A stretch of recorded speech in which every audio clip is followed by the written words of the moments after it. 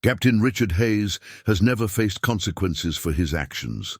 For 20 years, he's quietly turned away passengers he deemed suspicious, knowing the airline would back his judgment calls. But today at Chicago, O'Hare is different. When he stops a black teenager from boarding, claiming his first-class ticket must be fraudulent, he doesn't know he's just made the biggest mistake of his career. The teen calmly makes a phone call.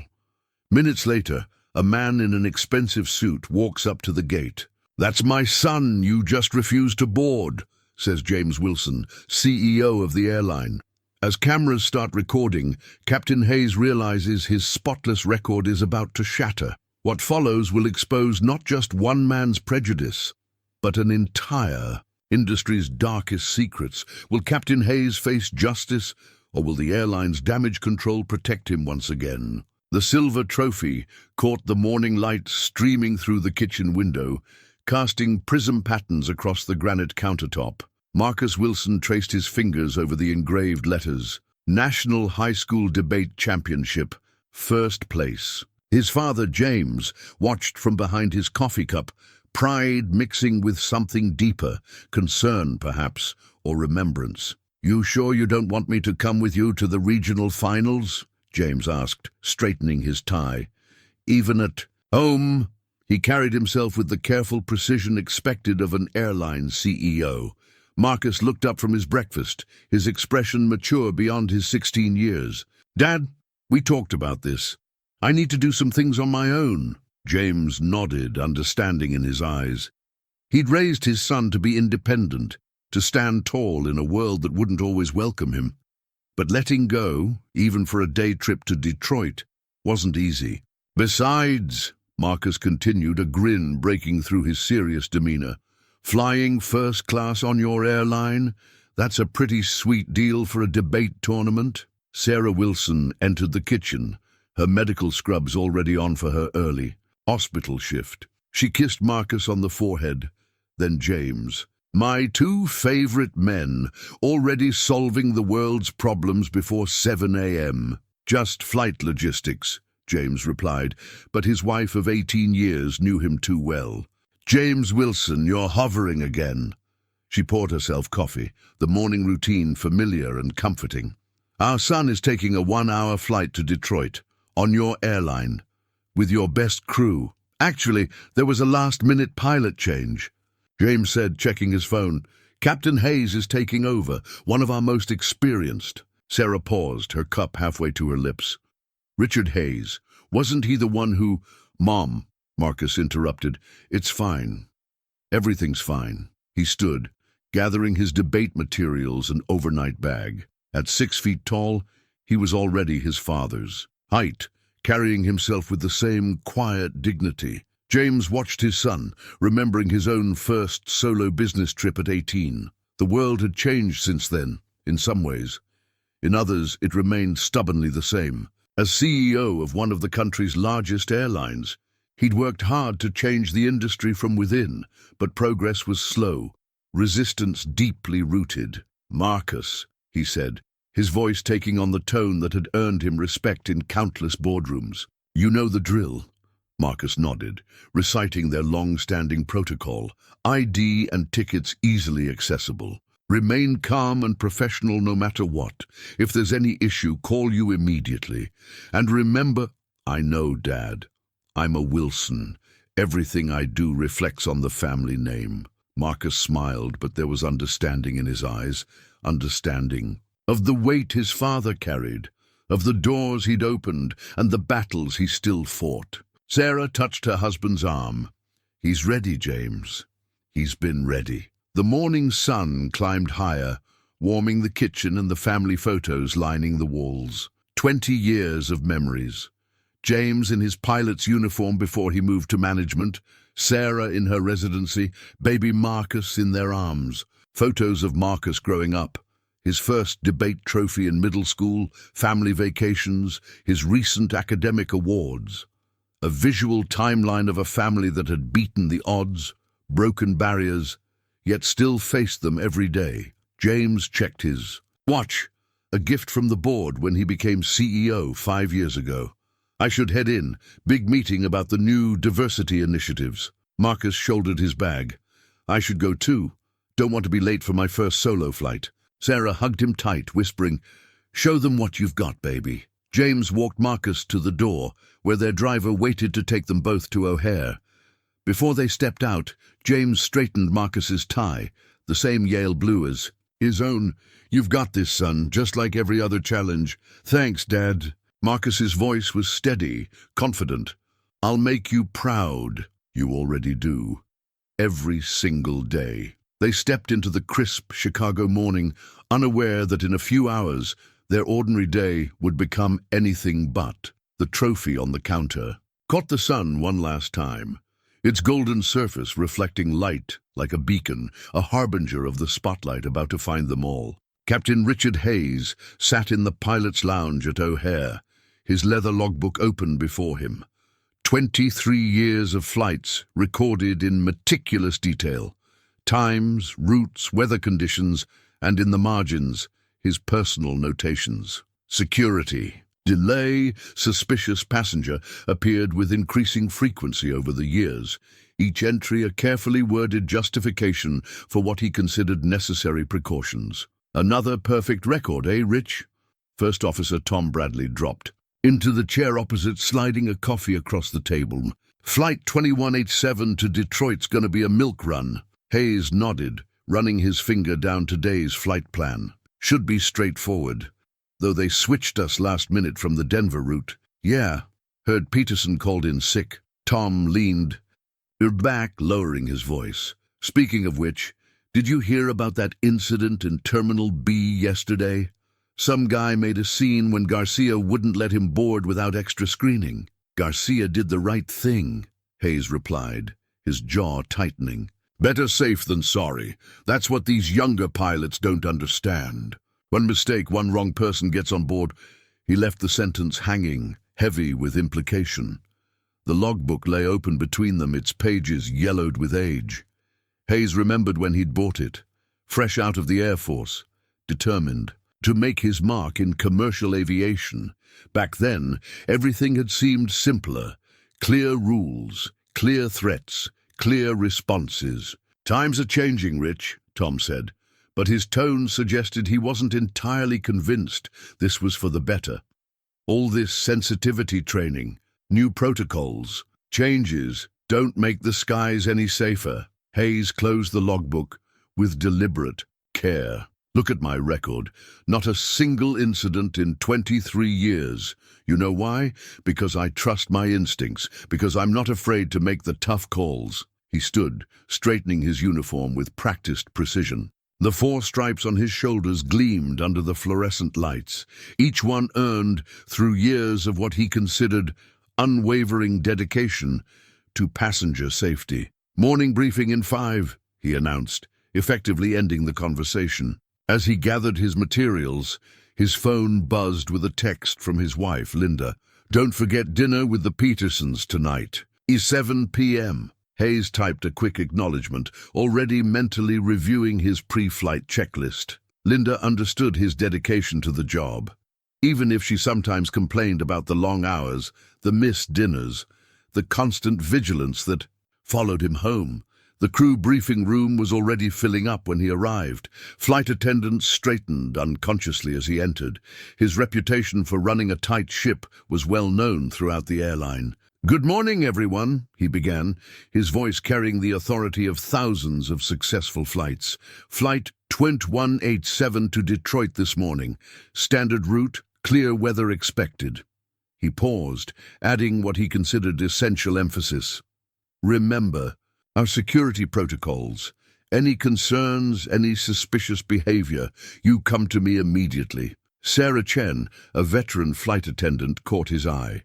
She'd worked with him long enough to know what he meant by suspicious. There had been times. She'd questioned his judgment calls, but never openly. Hayes ran a safe flight, and in this industry, that counted for everything. The briefing continued, routine details masking the undercurrent of Hayes's unspoken standards. His crew knew what he expected: professionalism, vigilance, and above. all unquestioning support for his decisions regarding passenger screening. As the meeting wrapped up, his first officer lingered. Rich, about what we were discussing earlier, the new diversity initiatives coming down from corporate. Tom. Hayes cut him off, his voice low but firm. I've been flying these skies since you were in high school. Trust me, all these new policies, they're just window dressing. What matters is what happens on the ground, at the gate, in the air. And up there I'm still captain. The logbook sat in his flight bag, its pages holding more than just flight data.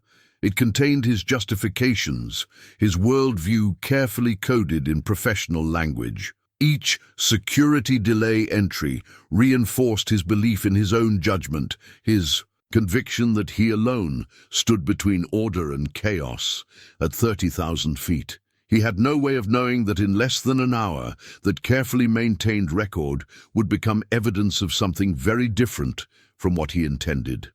4. Now he walked toward his gate with the confidence of a man who had never been proven wrong. Gate B23 hummed with typical morning activity. Passengers scrolled through phones, laptops balanced on knees, children whined about early wake-up calls. Marcus Wilson approached the counter, debate team folder tucked under one arm. First class. Ticket and ID already in hand. He'd done this dozens of times with his father. He knew the drill. The gate agent smiled, scanning his boarding pass. Good morning, Mr. Wilson. Looks like you're all set for Detroit. That's when Captain Hayes stepped out of the jet bridge, his gaze sweeping the gate area with practiced scrutiny. He noticed Marcus immediately, eyes fixing on the first class. Ticket being scanned. Hold on.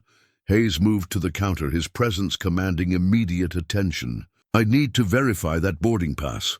Marcus maintained his composure, just as his father had taught him. Of course, sir. Here's my ID as well. A passenger nearby raised their phone, the camera app opening discreetly. Something in the captain's tone had caught their attention. Hayes studied the ticket, then Marcus, his frown deepening. This is a first-class ticket. Yes, sir. Seat 2A. And how did you obtain this ticket? The gate agent shifted uncomfortably. Captain, everything's in order. I've verified. I'm asking the young man. Hayes cut her off, voice sharp. More phones were rising now, recording the escalating tension. It's a simple question. How did you get this ticket? Marcus stood straighter, his voice steady, despite the flush creeping up his neck. The ticket was purchased through proper channels, sir. If there's a specific concern, proper channels. Hayes's skepticism was palpable. Look, son, if there's been some mix-up with the ticketing system, there's no mix-up. Marcus interrupted, his father's lessons in dignity warring with rising anger. I have a valid first-class ticket, proper identification, and I'd like to board my flight. The growing crowd sensed the undercurrent. Whispers started. Phones transmitted the scene live across social media platforms. A woman in a business suit stepped forward. Excuse me, is there a problem here? The young man's documentation appears to be in order. Hayes turned, his authority challenged. Ma'am, this is an airline security matter.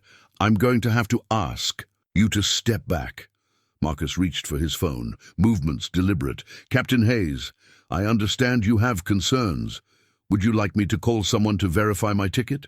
Son, I don't know how you got this ticket, but my name is Marcus. Wilson, not son, Marcus corrected, his calm masking rising tension. And I'm calling my father now. Hayes's expression hardened. Listen here. No, you listen. A new voice cut through the chaos. James Wilson emerged from the crowd, his expensive suit and commanding presence drawing all eyes. That's my son. You just refused to board. The silence was immediate, heavy. Hayes's face went blank, recognition dawning. Mr. Wilson, That's Chief Executive Officer Wilson. James corrected, his voice carrying the weight of 2 decades fighting exactly this battle. Captain Hayes, would you care to explain why you're questioning my son's valid first-class ticket? The phones captured everything. Hayes's darkening face, Marcus's dignified stance, James's controlled anger. The gate agent stared at her computer screen, wishing to disappear. Sir, I was merely following security protocols. Which protocols, specifically? James stepped closer, voice dangerously quiet. The ones about checking all first-class tickets? Or just the ones held by young black men? The videos were already going viral. Comments flooded social media. Airline CEO's son, racially profiled by own pilot. And watch, racist captain caught on camera. "Mr. Wilson," Hayes attempted again, authority crumbling. "There seems to be a misunderstanding. The only misunderstanding," James cut in, "is your belief that this behavior would continue unchallenged." He turned to the gate agent. "Please note that Captain Hayes will not be flying this route today. Call for an immediate replacement." Hayes bristled. "You can't." "I can, and I am. As CEO of this airline, I am grounding you pending immediate investigation." James's voice carried to the furthest corners of the gate area. "Your record of security concerns ends today." Marcus stood silent, watching the man who'd questioned his humanity shrink under his father's authority. The trophy debate team folder under his arm suddenly felt heavier, a reminder of excellence in the face of prejudice. The replacement pilot notification pinged on the gate agent's computer. As Hayes stood frozen, James turned to his son. "Marcus, would you still like to fly to Detroit today?" Marcus nodded, his voice clear. "Yes, sir. I have a debate tournament to win." The gathered crowd parted as Marcus and James walked to the gate counter. Behind them, Hayes remained rooted, his carefully maintained world crumbling as phones continued to record his downfall.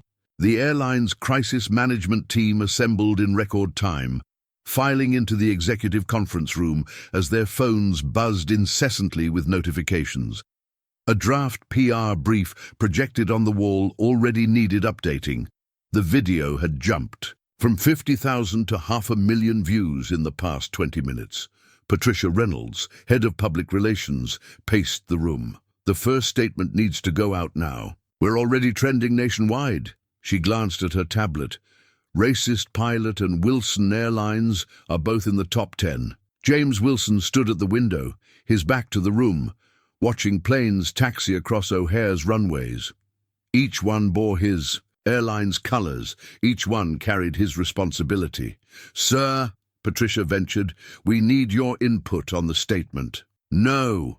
James turned, his expression resolute. "No carefully worded statements. No, we take these allegations seriously. No corporate speak."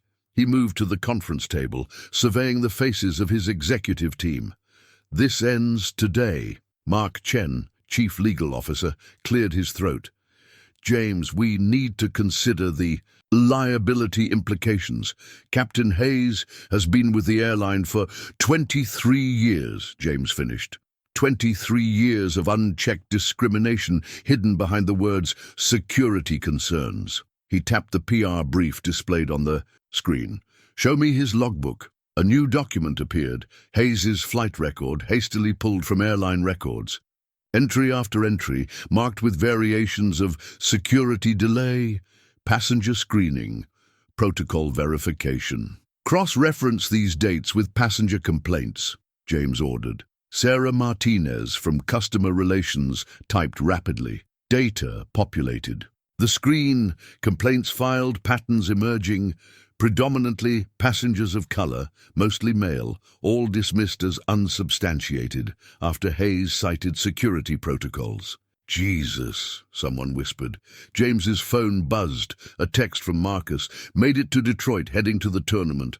Love you, Dad." He allowed himself a small smile before returning to the crisis at hand. "Patricia, here's your statement. This morning, one of our pilots attempted to deny boarding to a qualified passenger based on racial profiling. That pilot has been suspended pending investigation. As CEO, I witnessed this incident personally. The passenger was my 16-year-old son." The room fell silent. Mark Chen shifted uncomfortably. "James, that's incredibly personal. Maybe we should. Personal is exactly what this needs to be." James's voice carried the weight of decades fighting this battle. "My son, your children, every passenger who's ever been humiliated because of the color of their skin." He looked each person in the eye. This isn't about PR. This is about finally saying enough. Patricia's fingers flew across her tablet, crafting the statement. Outside the conference room, phones continued to ring as media requests poured in. The video had broken 1 million views. "Sir," his assistant interrupted, tablet in hand, "the pilots' union is requesting an immediate meeting. And Captain Hayes's lawyer has issued a statement claiming this was a routine security check." James almost laughed. "Routine? Play the video." The footage appeared on the main screen. Hayes's dismissive tone, Marcus's dignity, the crowd's growing awareness. Every person in the room had seen it multiple times, but watching it here, in the corporate headquarters of an airline that prided itself on inclusion, the impact was devastating. "Get me the last 5 years of security incident." "Reports," James ordered. "Every delayed boarding, every random screening. I want patterns, demographics, everything." He turned to his chief diversity officer. "Angela, pull all the training records. I want to know who's completed the new sensitivity courses and who's been dragging their feet." Angela nodded, already sending emails. "Sir, about the new initiatives. We were planning to roll out next quarter. Move them up, all of them. I want implementation plans on my desk by tomorrow." James checked his watch. Barely 3 hours since the incident, and already the landscape of his airline was shifting. His phone buzzed again. Sarah, this time. "Saw the video. You did good. Both of you did good." The crisis team continued, their work, strategy sessions spinning out across departments. But James knew this was more than a PR crisis. This was a moment of truth for an industry that had hidden behind protocols and procedures for too long. "One more thing," he addressed the room. "I want Captain Hayes's complete personnel file. Every commendation, every complaint, every performance. Review. If our system protected him, I want to know how and why." As the team dispersed to their tasks, James returned to the window. Below, planes continued their choreographed dance across the tarmac, carrying thousands of passengers who trusted his airline with their safety, their dignity, their lives. His reflection stared back at him. CEO, father, changemaker. The roles had never felt more intertwined than they did today. This morning's incident at Chicago O'Hare has sparked nationwide outrage, the CNN anchor announced, her expression grave. The video, which has now been viewed over 5 million times, shows a veteran pilot attempting to deny boarding to a black teenager who turned out to be the son of the airline's CEO. The split screen showed the viral footage alongside a professional headshot of Captain Hayes. Social media timestamps tracked the story's explosion across platforms. 47 a.m. First TikTok upload. Racist pilot caught in 4K Broward Wilson Airlines. 9:15 m. Twitter thread goes viral. Thread, what just happened at O'Hare? 9:30 am. First major news pickup. 10 just am. CEO James Wilson's statement released. 10:05 am. Stock prices begin to fluctuate. In Detroit, Marcus sat in the debate tournament prep room, trying to focus on his notes while his phone buzzed continuously. His teammate Rachel peeked at the notifications. "Marcus, you're trending on 3 platforms." He sighed, turning the phone face down. "The resolution for today's debate is about corporate accountability." Kind of ironic, isn't it? Meanwhile, in a Chicago suburb, Linda Hayes watched the coverage in her living room, hands shaking as she poured another coffee. The neighbors had already started calling, some offering support, others quietly distancing themselves. The television droned on. Former passengers are now coming forward with similar stories spanning 2 decades. The airline stock has dropped 3 points as investors react to potential litigation. Her phone lit up with a text from her daughter at college. "Mum, is Dad really trending for what I think he's trending for?" In the airline's corporate offices, James Wilson faced a wall of press. This isn't about one incident or one pilot. This is about systematic failures that we must address. Yes, Captain Hayes has been suspended, but this goes deeper than individual actions. A reporter raised her hand. "Mr. Wilson, some are calling this a publicity stunt. Your response?" James's expression hardened. "My 16-year-old son was humiliated in public because of his race. Anyone suggesting this is a stunt has never experienced that kind of discrimination." The story morphed and multiplied across platforms. LinkedIn professionals debated corporate culture and accountability. Aviation forums split between defending protocols and condemning bias. TikTok creators stitched the original video with their own experiences. Twitter users dug into Hayes' past incidents, creating detailed threads. In a small office at O'Hare, Hayes sat with his union representative, watching his career unravel on multiple screens. "They can't just suspend you without due process," the rep insisted. "We'll fight this." Hayes barely heard him, transfixed by the footage playing on loop. Had he really sounded like that?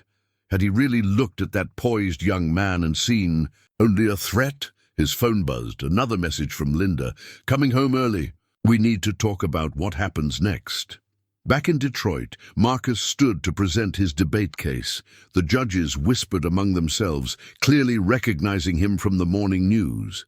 He took a deep breath, channeling his father's strength. "The resolution before us today concerns corporate responsibility in the face of systemic injustice." In the corporate boardroom, James reviewed the latest media coverage with his team. Patricia Reynolds updated the numbers. 12 million video views, 300,000 social media mentions, 47 interview requests, 15 former passengers coming forward, 5-point stock drop. "Sir," she ventured, "Hayes' lawyer has requested a meeting. They're talking about a potential countersuit for defamation." James looked out at the media vans, still parked below. "Schedule it. It's time everyone faces the truth, including Captain Hayes." The day's events played out across screens nationwide, each viewing adding to the conversation, each share forcing another confrontation with uncomfortable truths. In millions of homes, offices, and public spaces, people watched, commented, and chose sides. By evening, the story had evolved from a viral video to a national referendum on power, privilege, and accountability. Tomorrow's headlines were already written, but the real story, the one about change and its cost, was just beginning. The complaint files filled an entire conference room table. Angela Martinez, Chief Diversity Officer, and her team had been reviewing records since dawn. Yellow sticky notes marked patterns. Similar language to Hayes' incident. Complaint. Dismissed without investigation. Passenger rebooked without cause. "We found 47 incidents involving Captain Hayes directly," Angela reported to James Wilson. "But that's just the surface. Look at this." She pulled up a spreadsheet, tracking security delays across the airline's hubs. Red dots clustered around certain pilots, certain routes, certain times of day. "It's not just Hayes," she continued. "There's a network of senior pilots who've been backing each other's calls. When one flags a passenger, others support the decision. No questions asked." James leaned over the data, his jaw tightening. "Show me the demographics." Another screen lit up with passenger data. The pattern was undeniable. Young men of color, particularly in first class or business class, faced random security checks at 8 times the rate of other passengers. A knock at the door interrupted them. Sarah Chen, the flight attendant, from Hayes' crew, stood nervously in the doorway. "Come in, Sarah," James encouraged. "You wanted to speak with us?" She stepped forward, clutching a personal notebook. "I've worked with Captain Hayes for 7 years. I kept my own records." The notebook opened to reveal meticulous entries, dates, flight numbers, incidents. In the margins, Sarah had written her own observations. Passenger was calm, no cause for concern. Captain's reaction seemed excessive. "Third similar incident this month. Why didn't you report this earlier?" Angela asked gently. Sarah's hands trembled. "I did, 3 times. Each time I was told it would be looked into. Then suddenly I was taken off premium routes for 2 months. The message was clear." James's phone buzzed. Another email from the board. They were concerned about the stock price, the potential lawsuits, the media coverage. Some suggested a quick settlement with Hayes, a quiet retirement, a press release about mutual agreement to part ways. "No," he said aloud, making both women look up. "No more quiet settlements. Sarah, would you be willing to make a formal statement?" She straightened her uniform. "Yes, sir.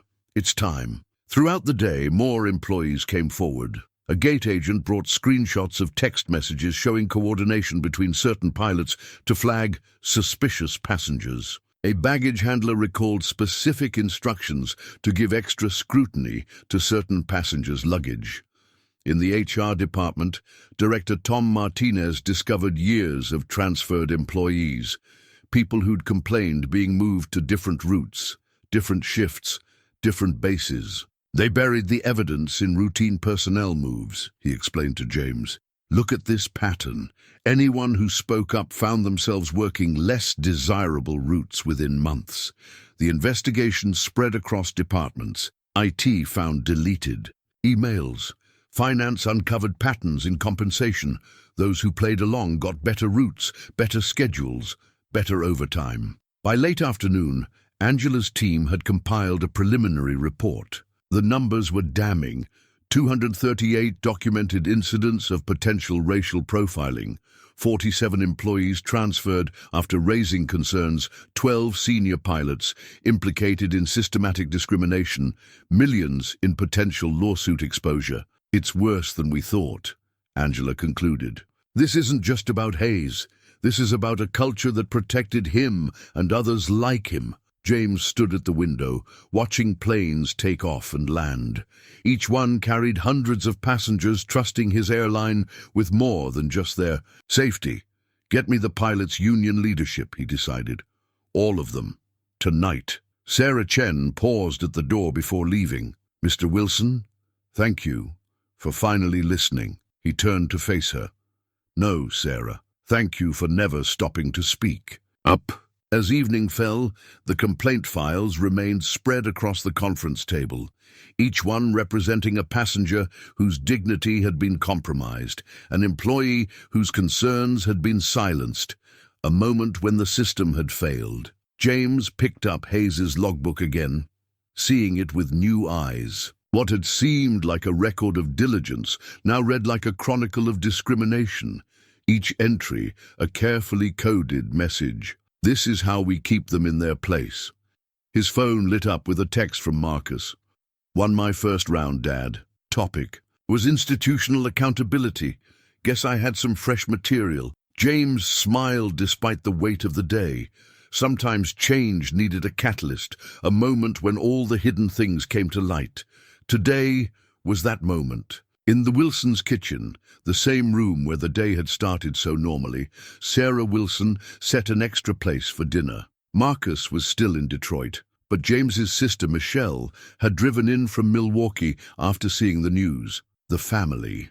Photos on the wall seemed to watch as they gathered, their frozen smiles a reminder of simpler times. "He did so well, Sarah," Michelle said, showing her sister-in-law the video clip of Marcus's debate performance. "First place in the preliminary rounds, and after everything that happened this morning." Sarah's hand stilled on the salad bowl. "He shouldn't have had to do well. He shouldn't have had to be extraordinary just to be treated like a human being." Across town, in a very different kitchen, Linda Hayes stared at her own family photos. Richard's proud graduation from the Air Force, their daughter Amy's high school graduation, family vacations where everyone smiled easily. Now, Amy wasn't taking her calls, and Richard sat silently in his study, ignoring the dinner getting cold on the table. The doorbell rang. Linda tensed, but it was just their neighbors, the Andersons, bringing a casserole. Susan Anderson's sympathy felt like sandpaper on Linda's raw nerves. "We're just shocked," Susan said, hovering in the doorway. "Richard's always been such a professional." The word hung in the air, heavy with unspoken meaning. Professional. Code for so many things they'd never questioned. Back. At the Wilsons', James loosened his tie, exhausted from the day's investigations. Marcus called. "He's staying with David and Karen tonight after the tournament." Our friends in Minneapolis texted, Michelle added carefully. They saw the news, asked if this kind of thing still happens to your family, even with your position. Especially with my position. James set down his fork. Every promotion, every achievement comes with someone saying you didn't earn it. Then they watch, waiting for you to fail. In the Hayes household, Richard finally emerged from his study. His captain's uniform hung in the closet, possibly for the last time. The union lawyer called, he announced to Linda. Says we have a case for wrongful termination. Says Wilson's making this personal because it was his son. Linda turned from the sink, tears turning to anger. Is he wrong, Richard? If it had been Amy trying to board that flight, would you have questioned her ticket? That's different. Why? Because she's your daughter? Or because she's white? The question shattered something in the room. 28 years of marriage. And they'd never had this conversation. At the Wilsons, Sarah's phone lit up with a text from Marcus. Mum, is everyone okay? Social media's getting pretty intense. She showed it to James, who took the phone. We're fine, son. Focus on your tournament. Let us handle things here. Michelle watched her brother, seeing the weight on his shoulders.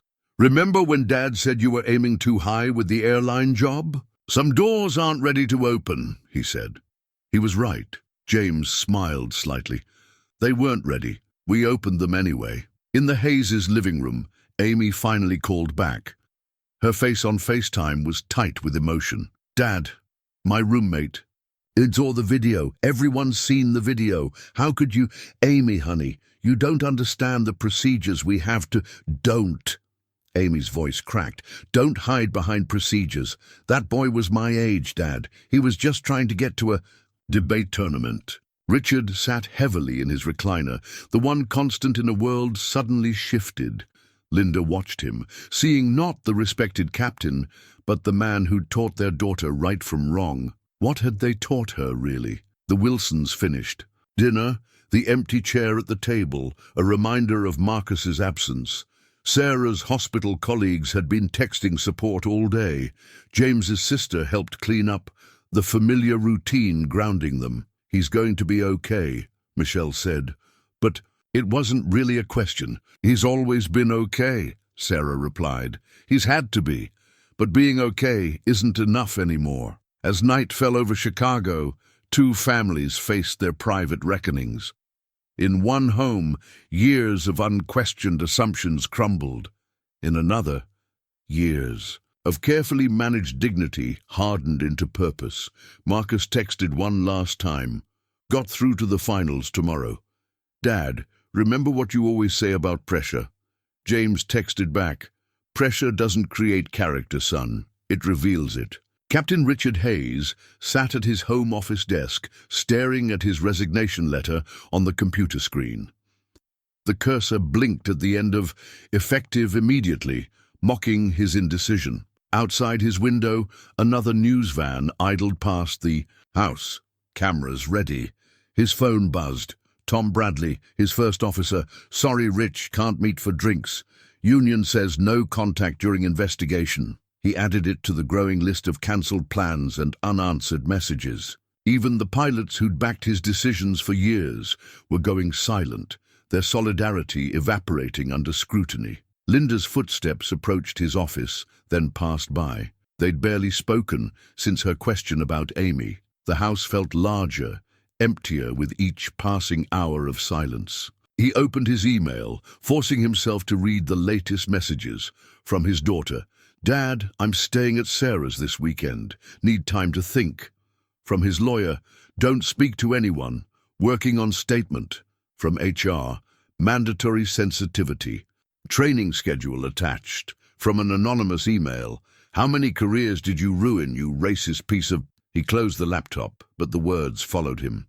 Walking to his closet, he reached for his uniform jacket. The fabric felt different now, the wings on the collar less bright. How many mornings had he put this on, feeling invincible? The doorbell rang. Linda's voice carried upstairs. No comment. Please leave our property. More reporters. They'd been coming all day, asking questions he was starting to ask himself. Why that passenger? Why that moment? Why 23 years of similar moments? His phone lit up with a text from Peterson, another senior pilot. "Hey Rich, about that time last year in Denver, HR's asking questions. What do you want me to tell them?" He didn't respond. The incidents were blending together now. Denver, Atlanta, Dallas. Each security concern justified by protocol, each decision backed by a system designed to protect itself. Linda appeared in the doorway. "Karen Anderson just called. They're taking a break from dinner plans. Said it's not personal." "Everything's personal now," he muttered. "Richard?" Her voice was tired. "Amy sent me the video again. Have you actually watched it? Really watched it?" He hadn't. Not properly. He'd seen snippets on the news, glimpses between his fingers, but he hadn't forced himself to face the full reality of his actions. "That boy," Linda continued, "he looked just like David Anderson did at that age. Remember when David mowed our lawn? When you wrote his college recommendation? That's different." He stopped, hearing the echo of their earlier argument. "Why?" The question hung between them. On his desk, the resignation letter waited. His career achievements lined the walls. Awards, commendations, newspaper clippings about safety records, 23 years of what he'd called judgment calls. He opened his laptop again, finally playing the full video, watched himself speak to Marcus Wilson, saw what everyone else saw. Not a security threat, but a man desperately maintaining a worldview that was crumbling around him. Linda watched from the doorway as her husband's face changed. "Your father was a pilot in the 60s, she said quietly. "You told me how hard it was for him when they first started letting women fly commercial, how he said it would ruin aviation." "He was wrong," Hayes whispered. "Yes." She stepped into the room. "He was." His phone buzzed again. The union lawyer. "Meeting tomorrow at 9. Bring your complete flight records." Hayes looked at his logbook, sitting innocent on the desk. Years of coded language, carefully worded reports. Evidence not of professionalism, but of prejudice. The cursor still blinked on his resignation letter. Outside, another news van slowed past their house. Upstairs, Linda's footsteps resumed their restless pacing.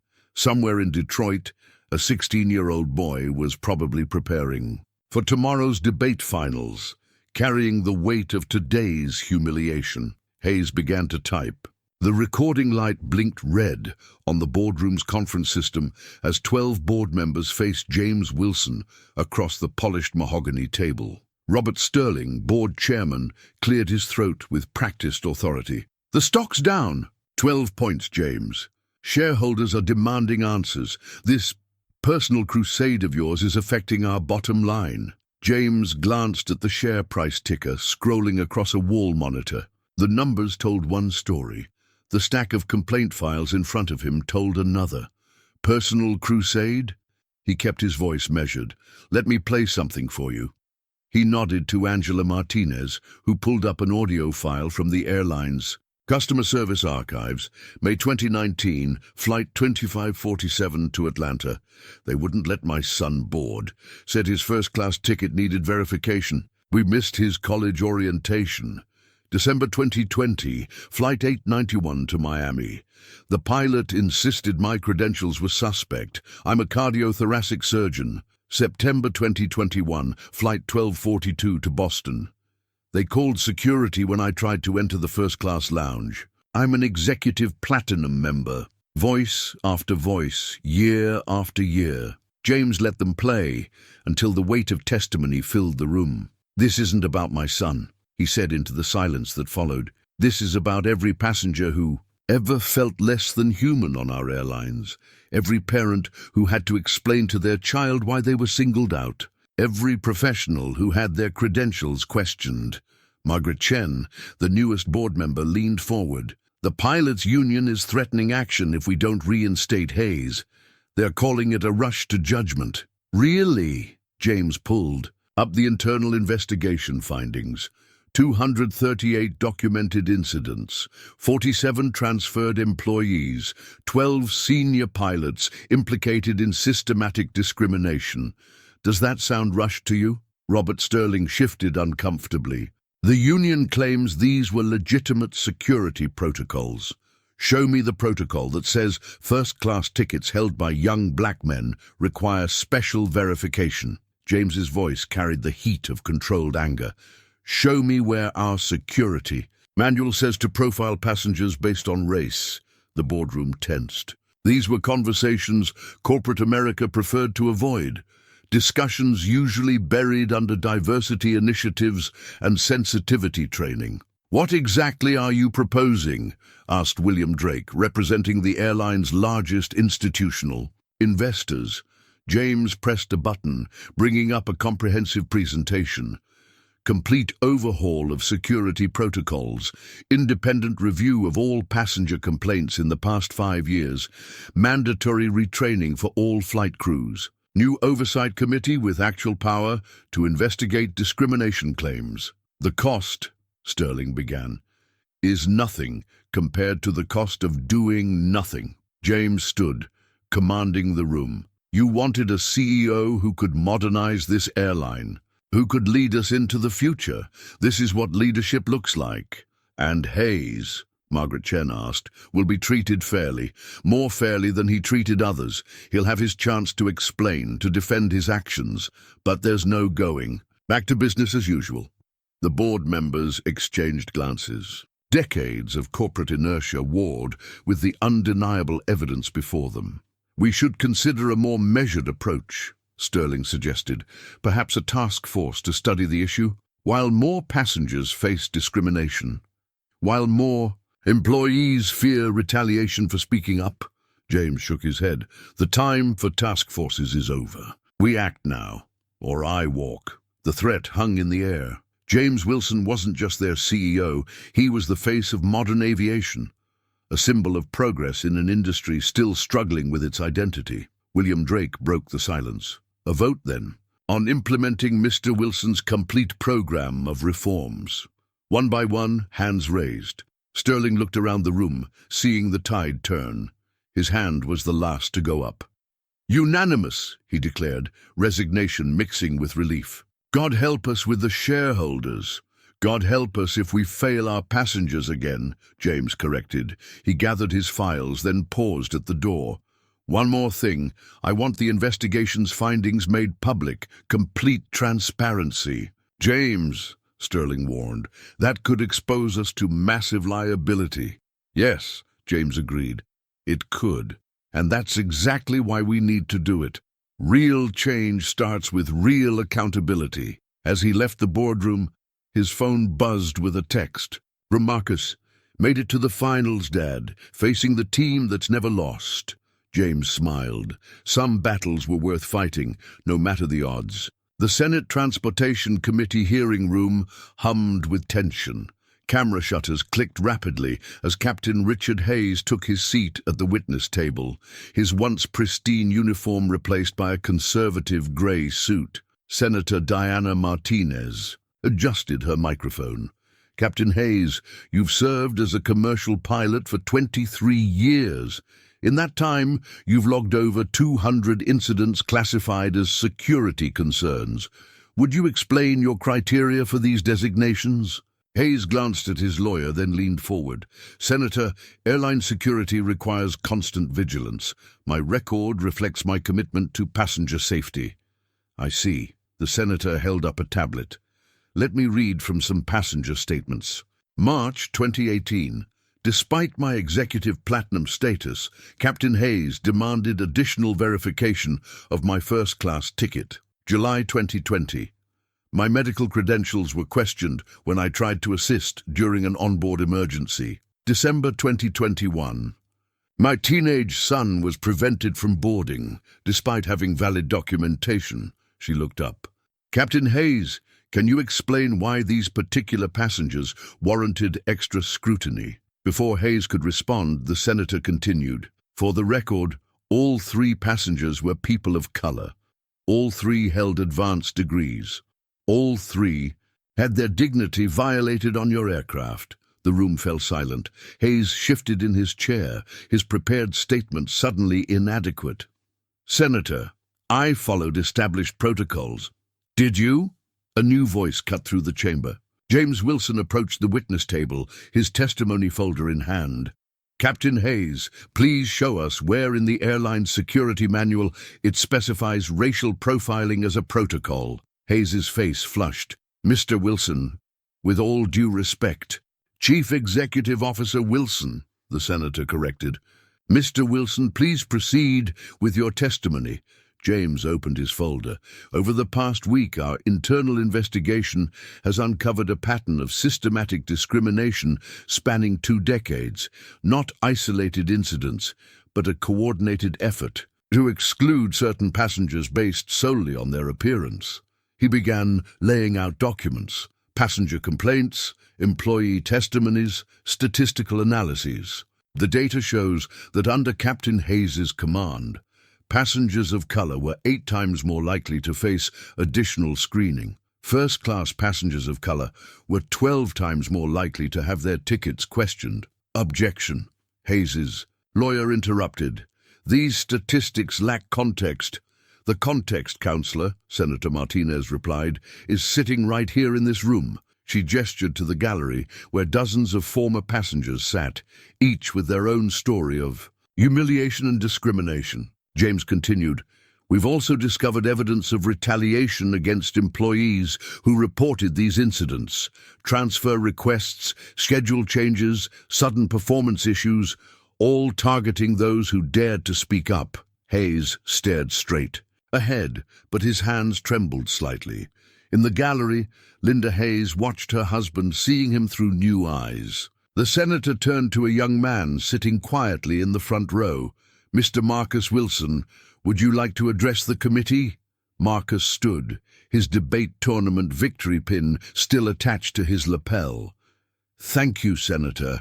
I'm here not just because of what happened to me, but because of what's happened to countless others who didn't have a CEO father to defend them. His voice carried clear and strong. Captain Hayes didn't know who I was that morning. He saw only what he expected to see, what he'd been conditioned to see.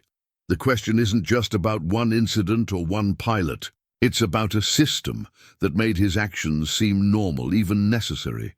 From the gallery, other voices began to rise. The senator recognized them one by one. A neurosurgeon describing repeated harassment in airport lounges.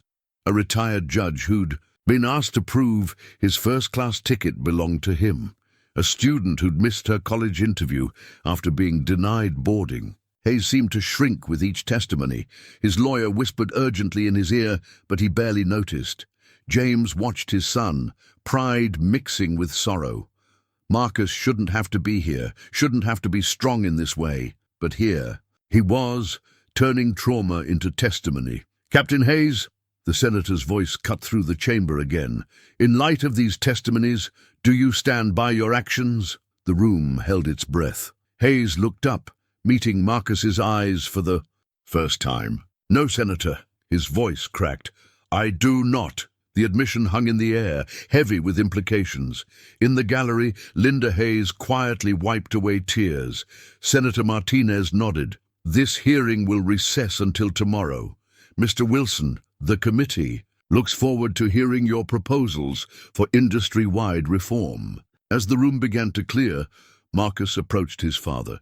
Dad, think they'll actually change anything? James watched Hayes being led out by his lawyer, shoulders bowed under the weight of revelation. Change started the moment you made that. Phone call, son. Sometimes all it takes is one person refusing to accept what's always been done.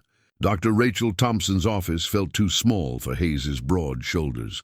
The airline-mandated therapist sat quietly, watching him pace between the window and her carefully arranged plants. I've been flying since I was 16, he said, more to himself than to her. My father flew B-52s in Vietnam. His father flew in World War II. We protected people. That's what we did. Protected them from what? Dr. Thompson asked softly. Hayes stopped pacing. The question hit him like unexpected. Turbulence. I keep watching that video, he admitted. Over and over, looking for what I saw that morning. What made me... He trailed off, unable to finish. What did you see when you looked at Marcus Wilson? I saw... Hayes sank into the chair, his defenses finally crumbling.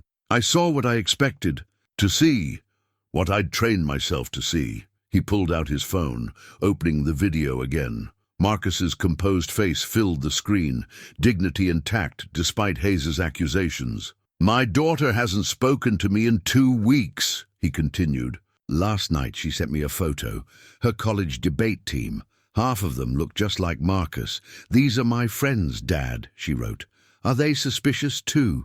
Dr. Thompson leaned forward. And what did you feel when you read that? Shame. The word came out raw, unexpected. God help me, I felt shame. Outside the window, planes took off from O'Hare, following paths Hayes had flown countless times. He'd felt so certain then, so righteous in his judgment calls. I found my old logbook last night, he said, really read it. Every security concern, every delayed boarding. I tried to tell myself I was being thorough, professional, but he pulled out a crumpled piece of paper. I made a list. Every passenger I'd flagged. Their descriptions, their reactions. Dr. Thompson waited as he unfolded the paper with trembling hands. They were all so composed, he continued, like Marcus, dignified, professional, while I was the one acting out of fear. Fear of what? Of a teenager going to a debate tournament, of a doctor in first class.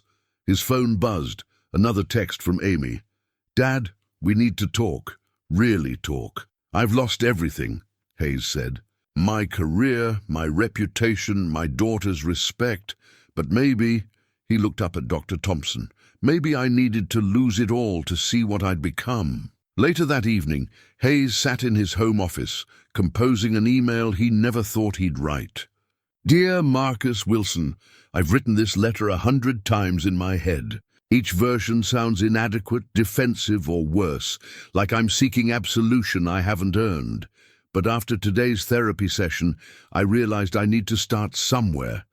What I did to you was wrong. Not just wrong. It was a reflection of prejudices I'd denied having, biases I justified as professional judgment.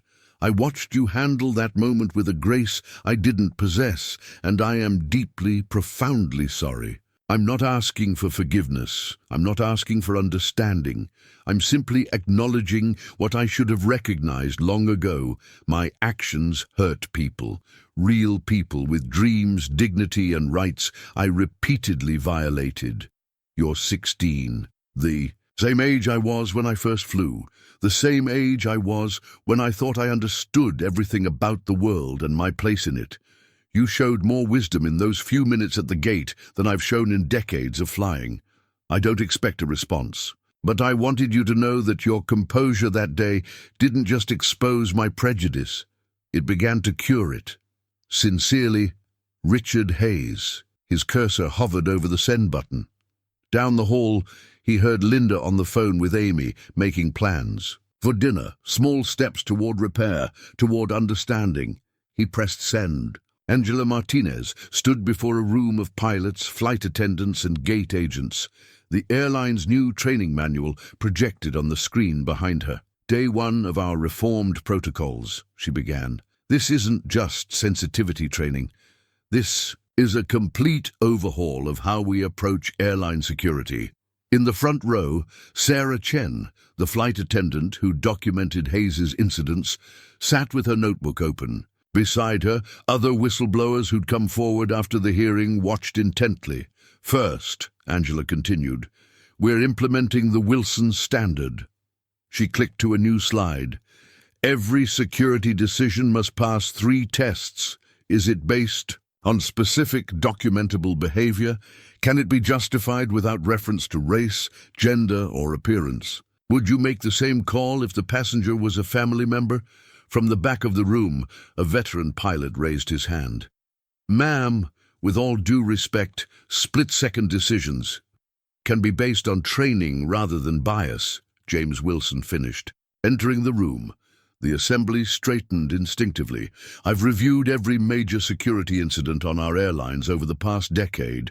Real threats came with observable behaviors, not demographics. He moved to the front, taking in the faces before him. Some defensive, some eager for change, all aware they were part of a watershed moment in aviation history. 2 months ago, my son was denied boarding because of assumptions about who belonged in first class. Yesterday, United Airlines adopted new protocols. Today, American Airlines announced similar reforms. Change isn't coming, it's here. The training proceeded with practical scenarios, role-playing exercises, and hard data about bias in aviation. During the lunch break, Jen approached James. "The regional carriers are asking about implementing the Wilson Standard," she reported. "And the International Alliance wants to discuss global adoption." James nodded, checking his phone. The industry news feeds were buzzing with updates. Delta announces comprehensive bias review. European airlines consider Wilson Standard implementation.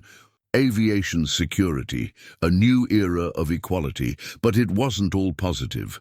Some pilots had resigned rather than undergo the new training. Others claimed it would compromise security. The old guard was fighting back. "Sir," Angela called from the conference room, "you should see this." A group of pilots had gathered around Tom Bradley, Hayes's former first officer. "Look," he was saying, "we all support improvement, but this is overcorrection. They're asking us to second-guess every security decision." James stepped forward. "No, Captain Bradley, we're asking you to justify every security decision. There's a difference." The room fell silent. Bradley flushed but stood his ground. "With all respect, sir, when seconds count, trained professionals rely on facts, not fears." James gestured to the training scenarios. "Show me one case where racial profiling prevented a genuine security threat. Show me one incident where appearance was a better indicator than behavior." Bradley had no answer. Behind him, other pilots shifted uncomfortably. The afternoon session focused on practical implementation, new reporting systems, clear escalation, procedures, independent oversight committees, real consequences for violations. "Your union reps have approved these changes," Angela reminded them, "because they understand what's at stake. This isn't just about compliance, it's about leadership in global aviation." As the day wound down, James received a text from Marcus. "How's the first training going?" He looked around the room. Sarah Chen was demonstrating proper documentation, procedures to a group of gate agents. Young pilots were engaging in passionate discussions about implicit bias. Veterans were sharing stories of times they'd witnessed discrimination, but stayed silent. "It's a start," he texted back. "Change happens, one person at a time." Late that evening, reviewing the day's feedback forms, James found one from a senior pilot. 20 years of flying, and today I finally learned to see my passengers as people first. Thank you for forcing us to look in the mirror." The new training manual sat on his desk, its cover bearing the airline's logo and a simple phrase, "Safety through equity." Inside, hundreds of pages detailed new procedures. But the real change was happening in rooms like today's, one conversation at a time. His phone buzzed again. The CEO of Emirates Airlines, "Implementing Wilson Standard across our fleet. The future of aviation is equal access to the skies." Subject, your letter from Marcus Wilson to Richard Hayes. Date, 3:42 p.m. Dear Captain Hayes, I've read your email 17 times. Dad suggested I wait before responding. Mum said to trust my instincts, so I waited until I finished my debate. Until I could respond not from anger or hurt, but from understanding. Your apology wasn't inadequate. It was honest. That's all anyone can ask for. I remember something my debate coach says. The hardest arguments to win are the ones we have with ourselves. Sounds like you've been having that argument lately. Would you and your family be willing to meet with us? Not for the media, not for show, just to talk. Marcus, the private room at Maggiano's Italian restaurant felt neutral enough for both families. Linda Hayes arrived first with Amy, followed by Richard.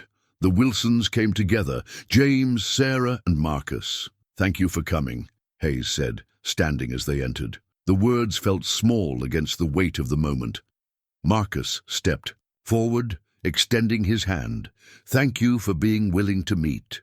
They settled into an awkward silence, broken by Amy Hayes. "I watched all your debate finals online, Marcus. Your argument about systemic change was incredible." Marcus smiled. "Thanks. It's amazing how much real-world material I had to work with." The tension eased slightly. Sarah Wilson turned to Linda Hayes. "How are you holding up? The media attention can't be easy." Linda paused, searching for words. "Educational. We're learning things about ourselves we should have known long ago." James studied Hayes across the table. The former pilot looked different, humbled, but also somehow lighter. "I read your testimony to the Senate Subcommittee on Aviation Reforms," James said. "It was unexpected." Hayes nodded. "Telling the truth usually is." He looked at Marcus. "Your letter made me think about my first solo flight, the pure joy of it.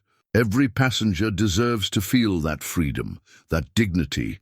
Amy reached for the breadbasket, then stopped. "Dad, remember when I was 10? My first flight in the cockpit? You were so excited." Hayes smiled. "Couldn't stop asking questions." "I asked if anyone could be a pilot," Amy continued. "You said yes, but you didn't really believe that, did you?" The table fell silent. Hayes looked at his daughter, really looked at her. "No," he admitted. "I didn't. And that was wrong." Marcus leaned forward. "But you believe it now?" "I'm learning to." Hayes met Marcus's gaze. "Thanks to you." Sarah Wilson watched the exchange, remembering similar conversations with James early in his career. The constant pressure to be twice as good, twice as careful, and twice as controlled. "Richard," she said quietly, "what happens next for you?" Hayes straightened.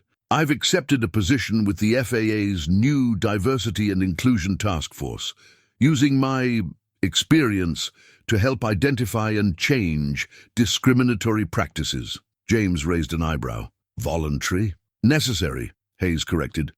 "You can't fix what you won't face." The waiter arrived with appetizers, creating a natural pause. As they shared plates of calamari and bruschetta, the conversation slowly shifted. Amy talked about her college plans. Marcus described his debate victories. Linda and Sarah discovered a shared love of gardening.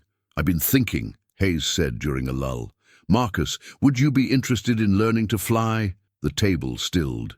Marcus looked at his father, then back at Hayes. "Really?" Hayes nodded. "Part of my new role is mentoring young pilots from underrepresented backgrounds. If you're interested."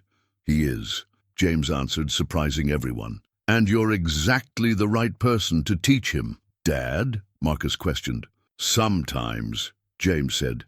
"The best teacher is someone who's learned the hardest lessons." As dessert arrived, Linda Hayes raised her glass. "To new beginnings?" "To seeing clearly," Marcus offered. They touched glasses, the sound ringing with possibility. The aviation industry conference room at Chicago O'Hare sprawled with representatives from airlines worldwide. 6 months after the Hayes incident, James Wilson stood at the podium presenting the first comprehensive report on the Wilson Standards implementation. "The numbers tell a story," he began, gesturing to the data on screen. "Passenger complaints about discriminatory treatment down 70%. Employee reporting of bias incidents up 300%. Customer satisfaction scores at an all-time high." In the audience, airline executives leaned forward, studying the metrics that had initially made them skeptical. Hard data was hard to ignore. "But numbers aren't the whole story," James continued. "Angela Martinez will share some of the human impact." Angela took the podium, pulling up a new slide. "We've interviewed thousands of passengers about their experiences before and after implementation. Here's what they're telling us." The screen filled with testimonials. "First time in 20 years, I wasn't randomly selected for additional screening. My medical credentials were accepted without question during an in-flight emergency. My children can fly first class without fear of harassment." From the back of the room, a familiar voice added, "And our security hasn't been compromised." Richard Hayes, now in his FAA role, stood. In fact, our data shows more efficient threat detection when we focus on behavioral indicators rather than demographic profiling. The industry veterans who'd initially resisted the changes shifted uncomfortably. Hayes had been one of them, and his transformation carried weight. Last month, he continued, I conducted a review of every security incident reported under the new protocols. Know what I found?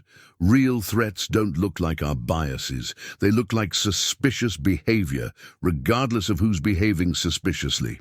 A European airline CEO raised his hand. The implementation costs are nothing compared to the lawsuits you'll face if you don't change, James interjected.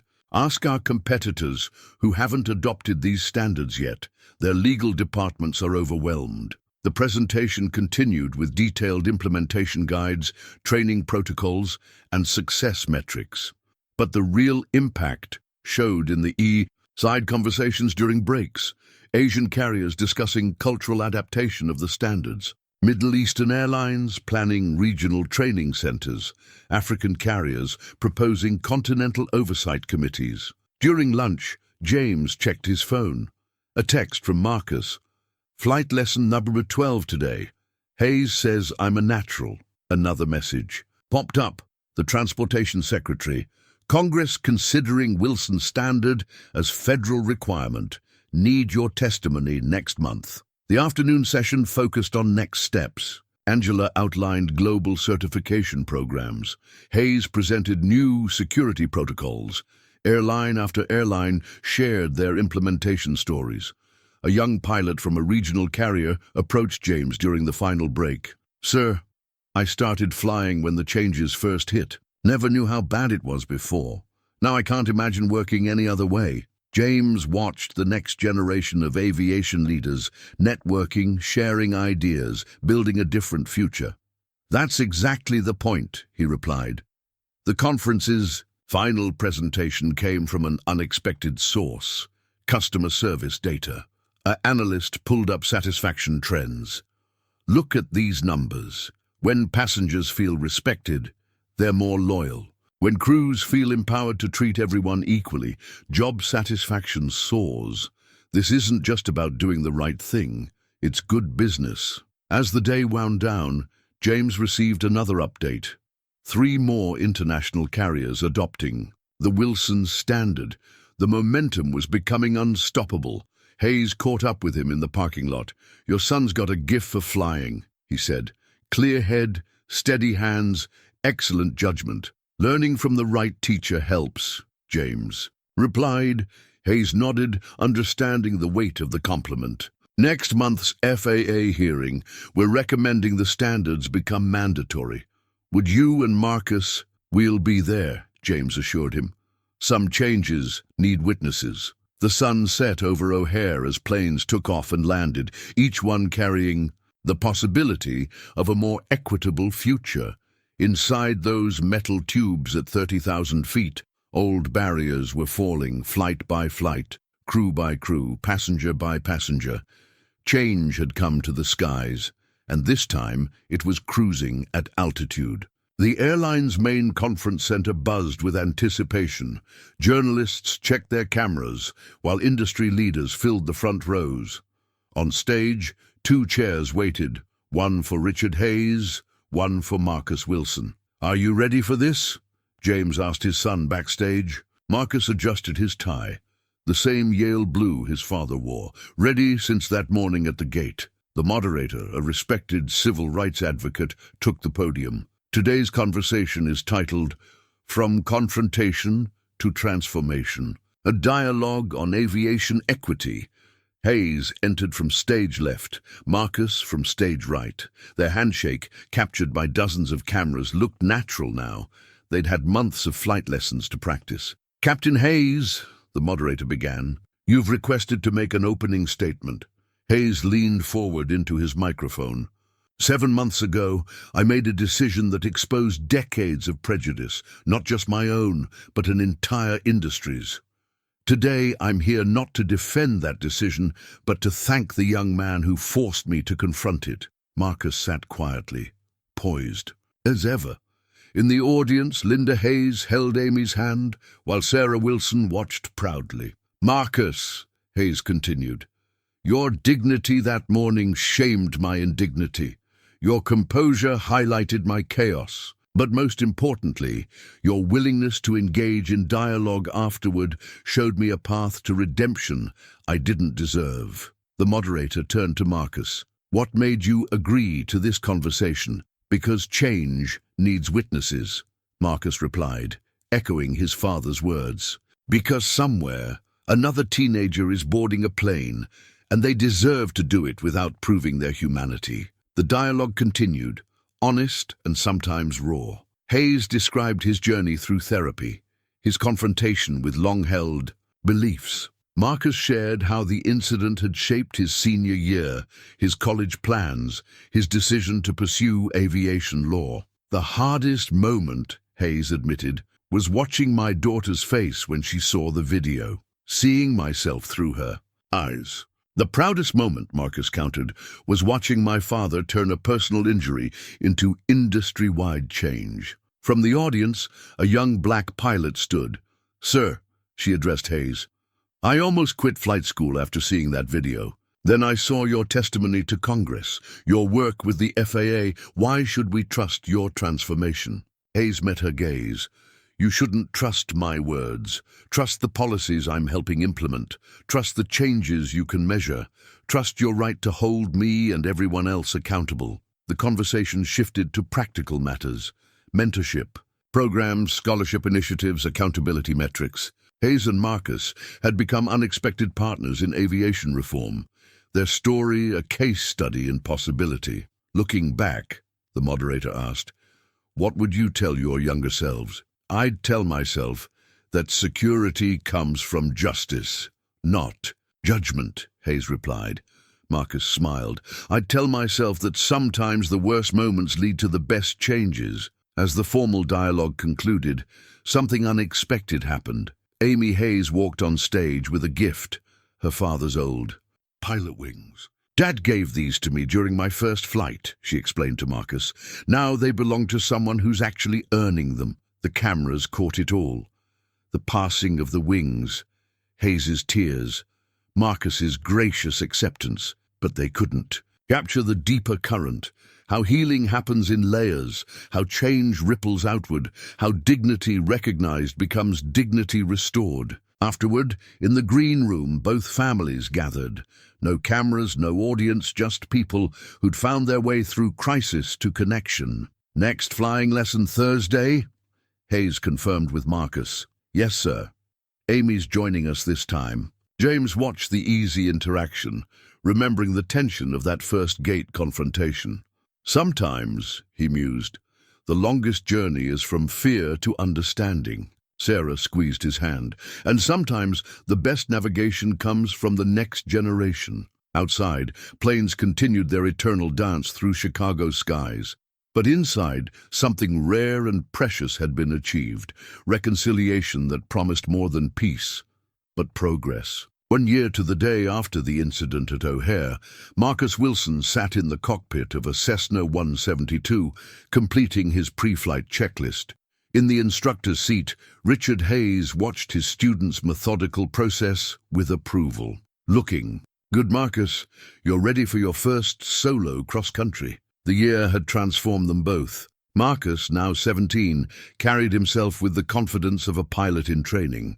Hayes, no longer in uniform but wearing his FAA credentials, had found a new purpose in mentoring the next generation of aviators. "Ground control, this is Cessna 1723 Mike Whiskey. Ready for taxi." Marcus spoke clearly into his headset. In the terminal below, a very different scene was unfolding. James Wilson stood before a gathered crowd, unveiling the airline's latest statistics.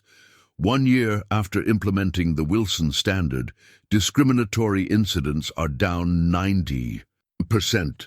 Our workforce diversity has increased 40%. And most importantly, our safety record remains perfect, proving that equality and security go hand in hand. The audience included airline executives, civil rights leaders, and a new class of cadet pilots. the first graduates of the airline's inclusive training program. Among them sat Amy Hayes, now in her second year of aerospace engineering. James continued, "But numbers don't tell the whole story. Real change happens in moments no one sees, in thousands of daily interactions where dignity is preserved, respect is given, and humanity is recognized." Up in the Cessna, Marcus received his clearance. Hayes stepped out of the plane, watching his student prepare for solo flight. A year ago, he would have questioned this young man's right to sit in first class. Now he was trusting him with an aircraft. "Remember," Hayes said, "you've got this. Trust your training." Marcus nodded, his hands steady on the controls. Through his headset, he could hear his father's voice from the terminal below being broadcast. On the airport frequency, "Today we're not just celebrating statistics. We're celebrating transformation, personal, professional, institutional transformation." The Cessna's engine hummed to life. Marcus began his taxi, remembering that morning a year ago. The humiliation, the anger, the choice to respond with dignity. Now he was living his childhood dream, learning to fly from the very man who had once tried to ground him.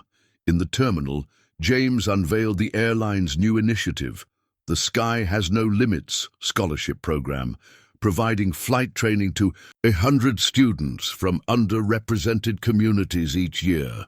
Amy Hayes took the podium next, announcing her own project, an app helping passengers report discrimination in real time, developed in partnership with the airline's tech team. "Change doesn't just happen in big moments," she said. "It happens in daily choices, in constant vigilance, in refusing to accept 'that's how it's always been' as an answer." Above them all, Marcus's Cessna lifted into the clear Chicago sky. Hayes watched from the ground, remembering his own first solo cross-country, how the world had seemed so simple from altitude. Now he understood. True perspective came not from height, but from humility. His phone buzzed, a message from Linda. "Saw Marcus take off. Remember when you said he didn't belong in first class? Now he's flying solo." In the terminal, James wrapped up his presentation with an unexpected announcement. "Starting next month, Captain Hayes will lead our new Aviation Equity Center, training the next generation of pilots to see the skies and each other with new eyes." The crowd's applause was interrupted by a familiar sound, Marcus's Cessna passing overhead, banking smoothly into his cross-country course. James stepped away from the podium, watching his son's aircraft disappear into the distance. A reporter caught up with him. "Mr. Wilson, did you ever imagine that incident would lead to all this?" "Sometimes," James replied, "the worst turbulence leads to the smoothest flight paths." In the sky above Chicago, Marcus Wilson flew solo, charting a course through clear air. Below him, the city stretched out, its divisions invisible from altitude. Up here, everyone was equal. Now, thanks to one morning's courage and a year's worth of change, that equality was finally reaching the ground. The graduating class of the Aviation Equity Center's first year filled the hangar at O'Hare. 25 pilots from diverse backgrounds, each wearing their newly earned wings. At the podium, Marcus Wilson adjusted his microphone, his own pilot's license fresh in his wallet. "A year and a half ago, I stood at a gate not far from here, facing a moment that could have ended in bitterness. Instead, it ended in transformation." In the front row, Richard Hayes sat beside his daughter Amy, both now instructors at the center. James and Sarah Wilson watched from the side, pride evident in their faces. "Today isn't just about earning wings," Marcus continued. "It's about changing who belongs in the sky. Every one of us here faced someone who said we didn't belong. Every one of us proved them wrong." The graduates included a hijab-wearing woman who'd been told she'd never be accepted in the cockpit, a disabled veteran who'd been discouraged from returning to aviation, a Native American man who'd had to fight stereotypes at every step. Hayes took the podium next, his voice carrying the weight of experience and change. "When I first learned to fly, I thought I knew what a pilot looked like. These graduates have taught me what a pilot really is. Someone with skill, dedication, and the courage to chart new courses. The ceremony proceeded with each graduate receiving their wings. Amy Hayes, now leading the center's technology initiative, presented their final project, a comprehensive tracking system for ensuring equity in aviation hiring and promotion. "The sky has no limits," she announced, echoing the program's motto. "And neither does justice." James Wilson rose to make the final presentation. "Today, we're announcing that the Wilson Standard has been adopted by every major airline in North America and Europe. Asia and Africa will follow by year's end. But more importantly," he paused, looking at Marcus, "we're announcing that the next generation of aviation leaders is ready to take flight."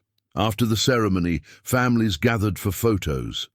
Hayes stood with his students, no longer the man who'd denied boarding, but a mentor who'd helped them soar. Marcus chatted with his fellow graduates, their wings catching the hangar lights.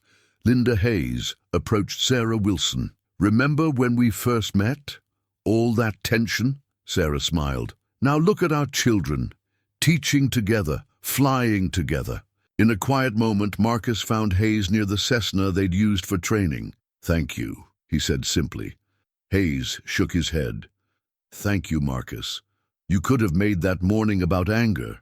Instead, you made it about change." The graduates began heading to their celebration dinner, but first they had a tradition to uphold. One by one, they stepped into the cockpit of the training Cessna, each taking a photo in the seat that had once been denied to people like them. James watched his son with the other graduates, remembering his own battles in the industry. "Sometimes," he said to no one in particular, "progress looks exactly like this. Young people who never learned they couldn't fly." The sun set over O'Hare, painting the sky in shades of possibility.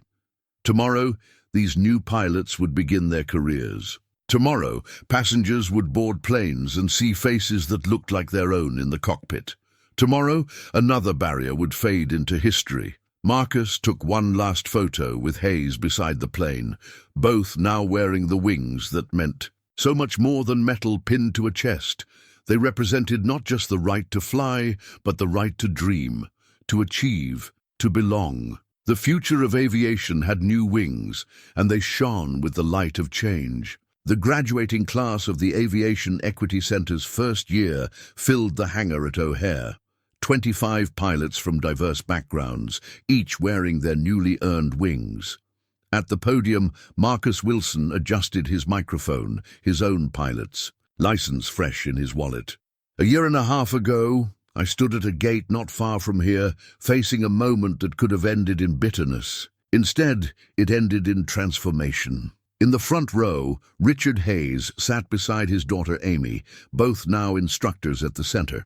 James and Sarah Wilson watched from the side, pride evident in their faces. "Today isn't just about earning wings," Marcus continued.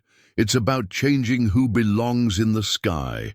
Every one of us here faced someone who said we didn't belong. Every one of us proved them wrong." The graduates included a hijab-wearing woman who'd been told she'd never be accepted in the cockpit, a disabled veteran who'd been discouraged from returning to aviation, a Native American man who'd had to fight stereotypes at every step. Hayes took the podium next, his voice carrying the weight of experience and change. "When I first learned to fly, I thought I knew what a pilot looked like. These graduates have taught me what a pilot really is. Someone with skill, dedication, and the courage to chart new courses." The ceremony proceeded with each graduate receiving their wings. Amy Hayes, now leading the center's technology initiative, presented their final project, a comprehensive tracking system for ensuring equity in aviation hiring and promotion. "The sky has no limits," she announced, echoing the program's motto. "And neither does justice."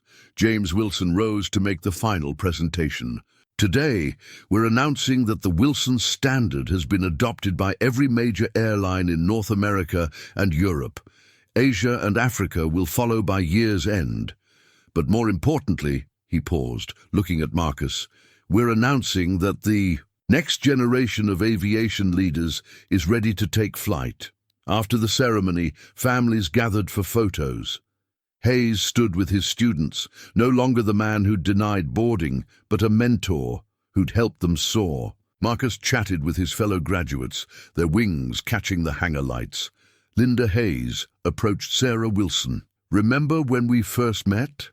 All that tension?" Sarah smiled. "Now look at our children, teaching together, flying together." In a quiet moment, Marcus found Hayes near the Cessna they'd used for training. "Thank you," he said simply. Hayes shook his head. "Thank you, Marcus. You could have made that morning about anger. Instead, you made it about change." The graduates began heading to their celebration dinner, but first they had a tradition to uphold. One by one, they stepped into the cockpit of the training Cessna, each taking a photo in the seat that had once been denied to people like them. James watched his son with the other graduates, remembering his own battles in the industry. "Sometimes," he said to no one in particular, "progress looks exactly like this, young people who never learned they couldn't fly." The sun set over O'Hare, painting the sky in shades of possibility. Tomorrow, these new pilots would begin their careers. Tomorrow, passengers would board planes and see faces that looked like their own in the cockpit. Tomorrow, another barrier would fade into history. Marcus took one last photo with Hayes beside the plane, both now wearing the wings that meant so much more than metal pinned to a chest.